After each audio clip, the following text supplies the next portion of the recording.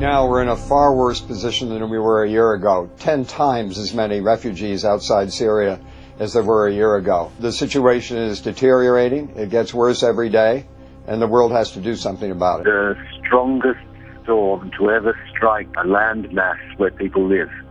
The scale is epic. What we are seeing is basically a reaction to violence, using violence to react to violence. The rights of children and women need to be respected, and they're not being respected. Your heart breaks because the last thing people want to do is leave their homes. Even in the face of tremendous destruction, the changing nature of conflict, we are able to do something.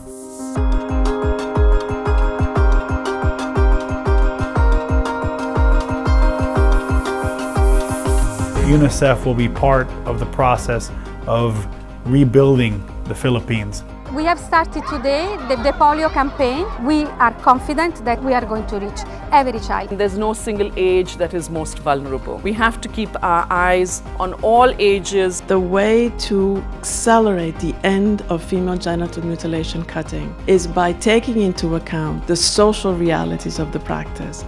Gender-based violence is a problem that all of us need to address. Just because you can't see violence against children doesn't mean it isn't there. Make the invisible visible. Help us make violence against children disappear. When children with disabilities are not counted, they do not count, and society loses out. I am proud to call myself Crystal because I want people to see me as a girl who is vulnerable physically but can be hard to break mentally at the same time.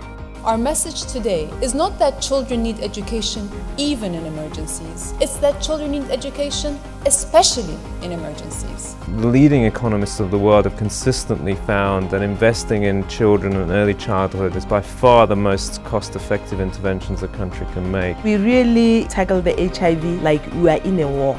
We are going to fight with the little that we have, because saving the children was to save the nation. It's an incredible honor to be recognized on the Time 100 list. This really is a testimony to not only our work, but our team's work. I believe that the youth culture is not one that's lost. I think we actually are headed in a positive direction.